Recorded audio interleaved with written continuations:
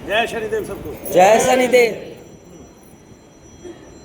Question ये है कि क्या मानसिक जाप उपांशु या वाचिक जाप से उत्तम है? अगर है तो क्यों है? इसके साथ मानसिक जाप का शरीर व मन पे और उन मार्गों पर क्या प्रभाव पड़ता है? पुत्र, जो मानसिक जाप होता है वही दुनिया में सर्वश्रेष्ठ होता है, क्योंकि मन ही मलिन होता है। मन के अलावा तो इस संसार में कोई दूसरा तत्व मलिन है ही नहीं। हम शरीर के पदार्थों में मलिनता देखते हैं, लेकिन हमने देखा ही नहीं है कि शरीर के पदार्थों की अपेक्षा हमारा मन ही मलिन था। वही मन है जो हमें निम्न स्तर पर गिरा देता है, और वही मन है जो हमें उन उच्च स्तर पर उठा देता है। तो जब से मन का त्राण होता है, और अगर हम मन ही मन जाप करते हैं तो उसका त्राण और तेजी से होने लगता है। तो इसलिए मानसिक जप जो है इस संसार में सर्वदा से ही सबसे श्रेष्ठ है। तो कबीर दास जी ने तो यहाँ तक कहा है कि कर का मन का डार के मन का भेद। वो इसका अर्थ ही नहीं समझ पाता। एक्चुअली में मन के दो छोर हैं, और दोनों छोरों पर अगर हमने मन पे जाप किया बैठ के, तो संसार में हम वो पा सकते हैं जो इस संसार में कदापि कोई सोचता नहीं है, और जिसकी तैयारी के लिए हम हजारों युगों से लगे हुए हैं और हजारों वर्षों से चले आ रहे हैं। परंपरागत ऋषि अनुसंधानों का, गुरु परंपराओं का हम अवलोकन करते हैं, अवलंबन करते हैं। हम वो प्राप्त कर सकते हैं किससे? केवल मन पे जाप, क्योंकि मन पे जिसने जाप किया है वो श्रेष्ठ हो गया है। वैसे भी कभी मन के दोनों छोरों पे अगर आप जप करके देखेंगे तो आप देखेंगे आप पार उतर गए। मन के छोरों पे अगर आप जप करते हैं तो आप देखेंगे कि आपका जो है मन वो स्वच्छ हो गया, सुगठित हो गया। इस तरह से मन के छोरों पर हमें जाप करना चाहिए, दोनों छोर पकड़। कबीर दास जी ने जो दुआ कहा है वो कहा है कि माला तो कर में फिरे जीभ फिरे मुख माई, और मनवा तो दस्ती फिरे यह तो सुमरण नहीं। तो यहाँ पर मन को टोक रहे हैं कि आपने बेशक हाथ से मुख से कुछ भी कर रहे हो, आप उपांशु जब कर रहे हो, वाचिक कर रहे हो, मन फिर रहा है आपका, ठीक है ना, तो ये सुमरण नहीं है। वो सीधा सीधा कहते हैं कि ये तो सुमरण है ही नहीं। और फिर कर का मन का डारी के मन का फिर माला फिरत जुग गया मिटा न मन का फिर। तब वो पूरे युग के करोड़ों अरबों मनुष्यों को कहना चाहते हैं कि ये काम तो जुगों से चलता आ रहा है, ठीक है, और जुग चला गया, मर गया, खप गया, किसी को ईश्वर की प्राप्ति नहीं हुई है। क्यों? क्योंकि उन्होंने असली मन की माला फेरी ही नहीं।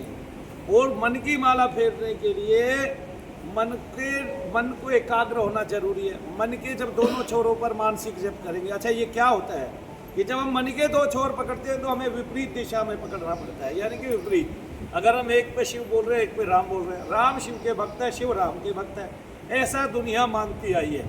लेकिन वो शिव और राम, राम और शिव एक ही हैं। ये इसलिए जानने में आता है क्योंकि हम जब मन पे एक जगह शिव बोलते हैं, एक जगह राम बोलते हैं, दोनों छोरों पे, तो हमारा कल्याण निश्चित ही, जो हमारा करोड़ों वर्षों में कल्याण नहीं हुआ, वो हमारा कल्याण पहले ही दिन से उत्तमता से होने लगता है। अगर किसी को चाहिए कि भाई मैं स्वस्थ हूँ शरीर पे और मेरा कुल पूरी जिंदगी स्वस्थ रहे, मेरा वंश गति पाए, एक्चुअली हम वंश के लिए पैसा तो कमा लेते हैं, वंश गति पाता नहीं, वंश आके एक जगह स्टॉप हो जाता है। वंश के लिए पैसा कमाया, आपने इतना सोना चांदी कमा लिया कि आपकी 10 पीढ़ियों के लिए इतना भाई, इतने बड़े बड़े हार आपकी सास ने आपको दिए, आपने अगली सास को दिए, वे सब खत्म है। क्यों? क्योंकि आपके मन में विषाद रहा। आपका एक बच्चा जन्मा, आप पढ़े लिखे ज्यादा हो गए, ये युग है। अब देखिए, जिनकी संतानों ने नाम कमाया, यश कमाया, वो सब भगवान से जुड़े हुए थे। अब आपने एक बच्चा कमाया इस संसार में, वो आपकी संतति थी, संतति है, और उस संतति को क्या हुआ? ग्रहण लग गया। कैसे लग गया ग्रहण? कि आपने उसके लिए पैसा तो जोड़ दिया, लेकिन उसके मन में जो विपरीत भाव रहे, उसने उसको संसार में अभय जीवन प्रदान ही नहीं किया, उसने उसको संसार में अच्छा जीवन प्रदान ही नहीं किया। तो इसलिए केवल मन पे ही जाप करना चाहिए, ठीक है। वाचिक और उपांशु तब तक होता है जब तक हम कुछ थक ना जाए, ठीक है, और थकते थकते हमारा जो उपांशु है वो मानसिक में बदल जाता है। पहले वाचिक उपांशु में बदलता है, थक कर जब हम, जैसे 1 घंटा आप सवेरे जाप करते हो बोल के, 1 घंटा शाम को जाप करते हो, तो जब जाप करने का मकसद ही है कि आप इस जाप को करते करते थक जाएं बोलते बोलते, और फिर उपांशु पे आ जाएं, और फिर उपांशु को करते करते थक जाएं, और फिर मानसिक पे आ जाएं। और आप जब ये जाप करते हैं तो अभी तो आपके सामने लोग बैठे हैं, तो तो आप इसमें से भी देखेंगे कि आप जाप भी कर रहे हैं, जोर जोर से बोल रहे हैं, फिर भी मन में कोई ना कोई विचार आता है और फिर आप अपने आप को चेत के फिर दोबारा साथ में सारे के सारे लग जाते हैं। तो इसलिए मानसिक जप से श्रेष्ठ तो कुछ था ही नहीं, है ही नहीं, होगा भी नहीं। तो कबीर दास जी की जिसने वाणी समझ ली, समर्थ हो गया वो उसी टाइम उसी शब्द। इसलिए मैं कबीर दास जी को ऐसा मानव मानता हूँ, ऐसा मुनि, ऐसा ऋषि, ऐसा महात्मा मानता हूँ कि जिसने इशारों इशारों में सारे राज खोल दिए और जिसने बता दिया कि इस संसार में अगर गुरु ना भी हो तो भी कुछ दुर्लभ नहीं है, आप ईश्वर को पा सकते हैं, क्योंकि आत्मा स्वयं आपका गुरु है। और अगर आप अच्छा कर्म करने चलते हैं तो वो प्रसन्न होती है, बुरा कर्म करते हैं तो वह प्रसन्न होती है। आप चोरी आदि कर्म करते हैं तो आपको भय लगता है, क्यों लगता है? क्यों? क्योंकि आप चोरी आदि दान करते हुए कभी किसी को भय लगता है? उल्टा वो प्रसन्न होता है, उसके बार बार रोग खुल जाते हैं और ईश्वरीय शक्ति ऊर्जा का, विराट ऊर्जा का, उसको क्या कहते हैं, उसको महसूस होने लगता है। तो फिर तो दोनों में कितना अंतर आया, एक चोरी करने में और एक दान करने में, है ना। और दान करके हर धर्म का वर्ग खुश होता है, कोई ऐसा है नहीं कि जिसको दान करने के बाद उत्तमता से खुशी ना मिलती है ऐसा कोई संसार में? आप बताइए। तो इसलिए सब धर्मों में हम लोग, कोई अब गर्मी आएगी कोई पूरी सब्जी खिलाएगा, कोई हलवा बांटेगा, कोई खिचड़ी बांटेगा और कोई ठंडा ठंडा शरबत पिलाएगा सबको। तो ऐसा आपको सब जगह मिल जाएगा। क्यों? क्योंकि प्रसन्नता का तो जो कारण है, और ऐसे कार्य करके, दान आदि करके भी मन को ही प्रसन्न करते थे और मन को ही स्वस्थ करते थे, मन को ही सूक्ष्म करते थे। तो सारा खेल संसार में मन का चला हुआ है। किसका चला हुआ है? मन का। एक वही मन एक अच्छा विचार ग्रहण कर ले देशभक्ति का तो वो आपको देशभक्त बना सकता है। वही मन एक बुरा विचार ग्रहण कर ले, ठीक है, पतितता का, तो वो आपको पतितता में ले जाएगा, राष्ट्रद्रोह के जुर्म में कैद करा सकता है तो पीछे मन ही ना। तो मन, मानसिक जप जो है वो दुनिया में सबसे, क्या करना चाहिए सभी को? मानसिक जप, मानसिक जप करना चाहिए। जय श्री, जय श्री। पूछिए आपका कोई अगला क्वेश्चन। मंत्र का जाप करते समय बैठकर हम गर्दन व रीढ़ की हड्डी को सीधा करते हैं तो उसका क्या प्रभाव पड़ता है? गर्दन, किसी ने पैर छूने नहीं आना है भाई, एक बात तो ये याद है। बैठिए आप अपनी अपनी जगह। कोई आगे नहीं आया। जब हम मंत्र का जाप करते समय कहा जाता है कि गर्दन और रीढ़ की हड्डी को सीधे करके बैठना चाहिए, तो उसका क्या प्रभाव पड़ता है मन और शरीर पर? आप अगर सीधे बैठेंगे, बेसिकली जो शरीर बनाया है भगवान ने वो ऐसे सीधा रहने के लिए ही बनाया है, ठीक है। आप यूँ झुकेंगे तो गर्दन झुक जाएगी, आप यूँ झुकेंगे तो गर्दन झुक जाएगी, ठीक है कि नहीं? अगर आपकी रीढ़ की हड्डी सीधी नहीं है और आप बैठे हुए हैं तो आपकी गर्दन आगे पीछे झुक सकती है। कब झुक जाएगी? मान लिया आप सीधे हैं बिल्कुल, अब आपको जब गर्दन सीधी हो, आप सजग हो, सतर्क हो, तो भाई आपको निद्रा अगर आ भी जाती है तो आप समझ जाते हैं मुझे निद्रा आ रही है। आप उठ के आँख धोके फिर वापस सो जाते, वो जागृत होकर जप करने लगते हैं। और अगर आप सीधे नहीं हैं, गर्दन सीधी नहीं है, यानी कि आपको नींद आ रही है तो आप निद्रा में तो आगे की तरफ गर्दन गिर जाएगी और तंद्रा में पीछे की तरफ, बेहोशी में पीछे की तरफ गिर जाएगी। तो आपके सीधे रहने का मतलब यह है कि गर्दन बिल्कुल सीधी रहे, सीध में रहे। तब जो षट चक्र का विधान है, जो शक्ति का परिचालन है, जो नाभि कमल से नीचे के होता हुआ ऊपर चक्रों तक आता है, तो जो प्रथम चक्र है उसका जो बीज है वो क्या है? लम। क्या है? लम। और वो है पृथ्वी को संबोधित करता है। सारे तत्व नीचे से ऊपर तक चलते हैं। और दूसरा जो है वो तेजस, यानी कि मणिपुर चक्र है। पहला मूलाधार है, दूसरा तेजस मणिपुर चक्र है। तो पृथ्वी के बाद जो है क्या आता है? वम, यानी कि पृथ्वी पे ही एक दूसरा तत्व रहता है, जल। कौन सा? जल। और जल से थोड़ा ऊपर कौन रहता है? अग्नि। तो फिर पहले आएगा लम, फिर आएगा वम, और फिर तीसरा आएगा रम, अग्नि का, और फिर चौथा आएगा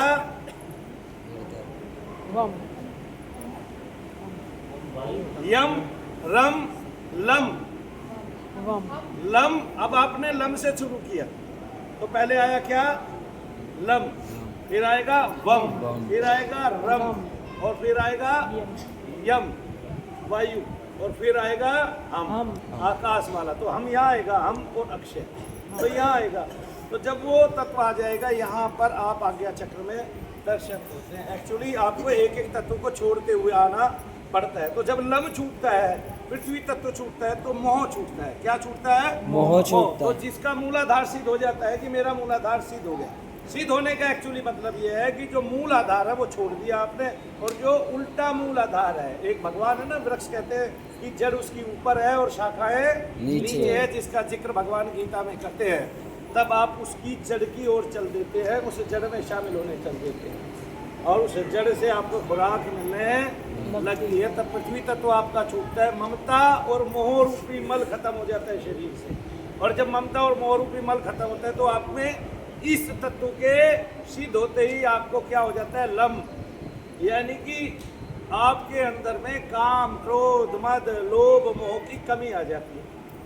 अब लोग, मैं जो है आश्चर्य मानता हूं कि लोग मार्केट से पैसा चूसते हैं और केवल विशुद्ध व्यापारी है और हर तरह से व्यापार कर रहे हो, और साथ में ये कह रहे हैं कि हमने तुम्हें आध्यात्मिकता का पाठ पढ़ा दिया और तुम अब आज्ञा चक्र में बैठे हो, तुम अब फला चक्र में बैठे हो और तुम अब फला चक्र में बैठे हो। और फीस के नाम पर वो फीस बढ़ाए जाते हैं आध्यात्मिकता में। नहीं समझे कि तो फिर क्या होता है? तो फिर समझ में नहीं आता है भाई, ये मोह छूटना चाहिए था और बढ़ हो गया। क्यों? क्योंकि जब आप मूलाधार पार कर गए तो इसका मतलब काम, क्रोध, मद, लोभ, मोह की कमी आएगी, ममता की कमी आएगी। जो तत्व छूटेगा उसी से जो तत्व है वो कमी आएगी। अग्नि छूटेगा तो क्रोध की कमी आएगी। ऐसे ही जैसे जैसे आप नीचे से ऊपर तक अपने तत्वों को साधते जाएंगे, उस पर विजय प्राप्त करते जाएंगे, उसी तत्व की आपके शरीर में कमी आ जाएगी। तभी तो योगी लोग शांत हो जाते हैं, भक्त लोग शांत हो जाते हैं, महात्मा लोग शांत हो जाते हैं, तब उनके इन तत्वों की कमी आ जाती है। नहीं समझे? इस तरह से तो आपको क्या करना होता है? आपको ये तत्व धीरे धीरे धीरे धीरे साधने होते हैं। तो पहला आएगा लम, दूसरा आएगा वम, तीसरा आएगा रम, चौथा आएगा यम, पांचवा आएगा हम। तो पांचों तत्व विशुद्ध होने चाहिए। इस तरह से वो चक्र में भी परिवर्तित होते हैं। तो किसी को 2 शब्द मिले हैं, किसी को 4 से शुरू होता है, फिर 6 से 8, 8 से 12, 12 से जब सहस्रार पे आते हैं तो प्रत्येक वर्ण 20 बार आता है। तब इस तरह से 1000 वर्ण हो जाते हैं। और टोटल जो हमारी माला है उसमें जो स्वर और व्यंजन है, तो जो स्वरों का ज्ञान है वो ऊपर की तरफ चलता है। क्यों? क्योंकि ईश्वरीय जो शक्ति है वो स्वर है, और जो प्रकृति से मिलके होती है उत्पन्न होते हैं तत्व, पदार्थ, वर्ण, वे व्यंजन हैं। क्यों? क्योंकि पृथ्वी जो है उस स्वर को स्थूलता प्रदान करती है। इसलिए जो गायक होते हैं ना वो उच्चता में रहते हैं हमेशा। क्यों? क्योंकि उनकी विशुद्धि अपने आप हो जाती है। ठीक है, वो मुर्कियाँ लगाते हैं, भगवान के लिए भजन गाते हैं, पलटे मारते हैं, उल्टा सीधा जो है क्या कहते हैं, सरगम सारेगामापा रेगामापा धा, ऐसे करते हैं। तो उनका दिमाग, उनकी बुद्धि जो है वो स्थिर हो जाती है, उनका मन स्थिर हो जाता है। वो एक नवीन खोज पे लगे रहते हैं, वो सामगान करते रहते हैं, वो ईश्वर को अपनी जो है ईश्वर की अनुकंपा, यानी कि ईश्वर के चरणों में कोई ना कोई भजन सुनाते रहते हैं, कोई ना कोई कविता करते रहते हैं, जिससे वो उत्तमता से उनके शरीर के अंदर विशुद्धि प्राणपन से आने लगती है। वैसे भी आपने सूफी गायक सुने होंगे, और भारत में तो बहुत सारे कवि गायक ऐसे हैं कुछ हद नहीं। तो आप उनको देखोगे कि वे सामान्य जन से कुछ हटके होते हैं। ठीक है, उनके बाल लंबे हो जाते हैं अपने आप, उनको कटिंग में कोई शौक नहीं रहता, बार बार कहीं बैठने में कोई शौक नहीं रहता, ज़्यादा श्रृंगार का कोई शौक नहीं रहता। आप देखते हैं जो गायक होते हैं उनको कोई श्रृंगार का शौक नहीं रहता। ठीक है, मुंह भी धोते हैं तो धोते हैं ना, तो बहुतों को मुंह धोने की भी वो नहीं पड़ी होती, और वो लगे रहते हैं अपने सरगम बजाने। कोई कोई तो 3 दिन तक आसन से नहीं उठता और लगातार जो है खोज करता रहता है संगीत में भी, नवीन नवीन नूतन नूतन सरगमों की, और अलग अलग रागों के पलटे मार मार गले को जो है विशुद्ध कर कर, वह जो है जो विशुद्ध ज्ञान की देवी है, जो सरस्वती है, उसकी कृपा प्राप्त करते हैं। जो एंग बीज वाली है, वाग भाव बीज वाली है, तो इसलिए सरस्वती माता को सबसे ऊपर समझा जाता है। और वो श्वेत वस्त्र धारणी है, वो उसका वाहन भी हंस है, और हंस जो है वो हम आत्मा को भी बोलते हैं। आत्मा को हम क्या कह के संबोधित करते हैं? हंस कह के संबोधित करते हैं। ओम हंसाय नमः, ऐसा बीज मंत्र भी है। वो केवल आत्मा को उजागर करने के लिए, आत्म तत्व को उजागर करने के लिए, उसका वृद्धि करने के लिए, इस तरह से बोलिए। तत्व को साधना पड़ेगा, तो इस जो हम तत्व को साधेंगे वो इस जाप के द्वारा हो जाएगा। सब कुछ जब से ही तो संभव है, जब के अलावा किसी और चीज़ से संभव ही नहीं है। और संभव भी है तो उनकी प्रक्रियाएं बहुत लंबी है। तो जो मानसिक जप है वो सबसे ऊपर है, इसलिए आपने मानसिक जप के बारे में पूछा था, पहले ही वो क्वेश्चन पूरा हो गया। उसी में बहुत सारे क्वेश्चन हैं आपके।